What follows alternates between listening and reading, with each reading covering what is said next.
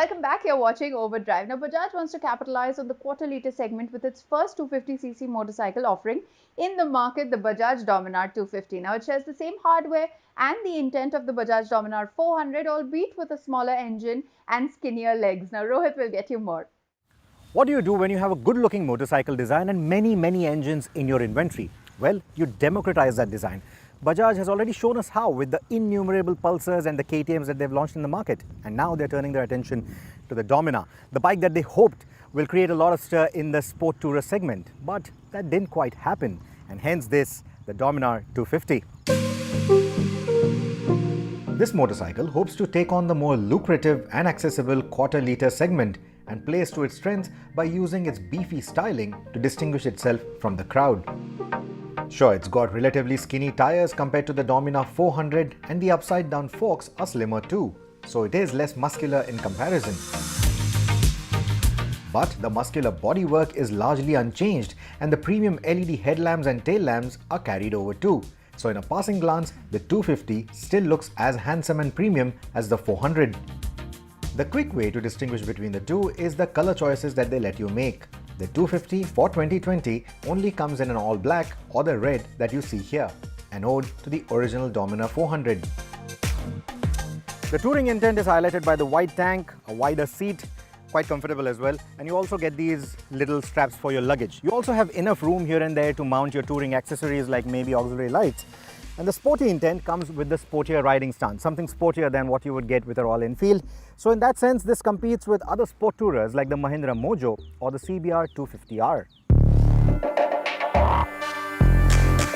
The Dominar feels like a big bike when you get astride it, which many will appreciate.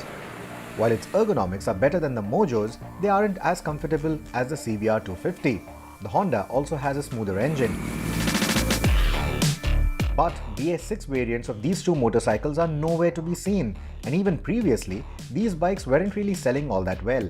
Partly because the touring community either settles for a Royal Enfield or upgrades to an adventure motorcycle like the Himalayan or the 390 Adventure.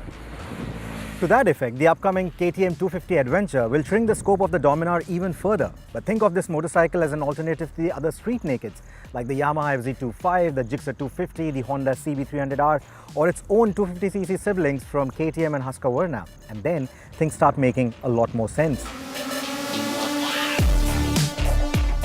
Its touring-friendly ethos make the Dominar a relatively more comfortable motorcycle than the rest, while its KTM-derived 250cc engine is marginally lesser on power and torque than its Austrian sibling, but has the punch that this class expects.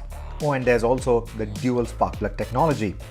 It is inherently quick to rev and has eager dynamics.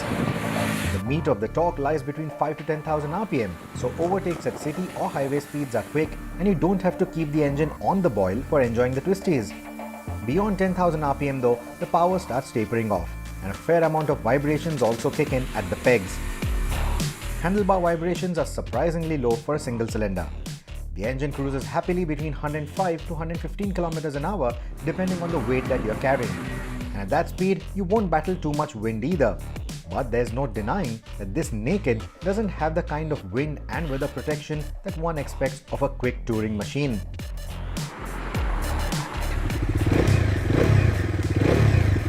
The engine has a gruff note, very similar, an evolution of what we've heard on the Pulsar so far. It doesn't have that snorkely tone that you get on the KTMs. Now the engine attaches itself to a perimeter frame, a real frame, not a body panel that looks like one. Now this frame is also responsible for giving this bike better cornering stability compared to some of its competition, and also has surprisingly sharp turn-ins despite the long wheelbase. In fact, the Dominar 250's tires are not only skinnier, but are also of a lower grade than what some of its more powerful siblings wear, and yet the chassis compensates for them quite nicely.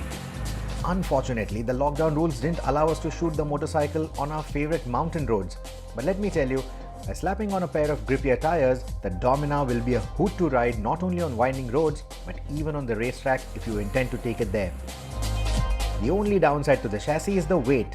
Though 7 kilos lighter than the 400, the 250 still tips the scales at 180 kilos, which is more than every other competitor in the segment.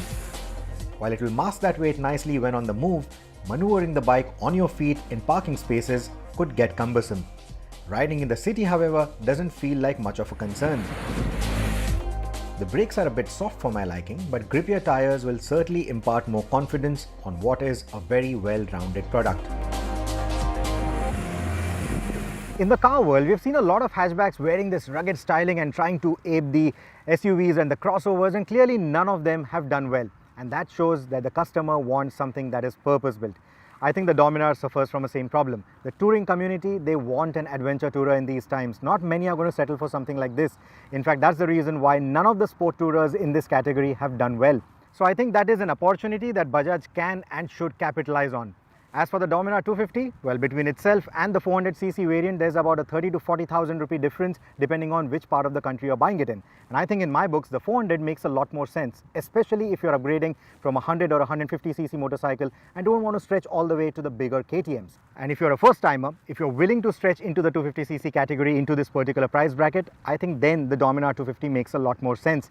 It feels a lot more premium thanks to all the stuff that it gets from the 400, and at the same time the fit and finish is excellent.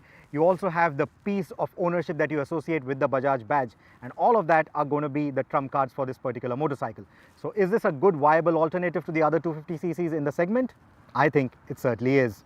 Well, you can head into our YouTube channel and drop in a comment to let us know what you thought of Bajaj's first 250cc motorcycle in the market. We'd love to hear from you. On that note, let's shift gears and focus on the news from this week. Hyundai hosted their first virtual live launch, The Next Dimension, with some really cool online graphics. During the presentation, they launched the facelifted Tucson at an introductory price of 22.30 lakh rupees.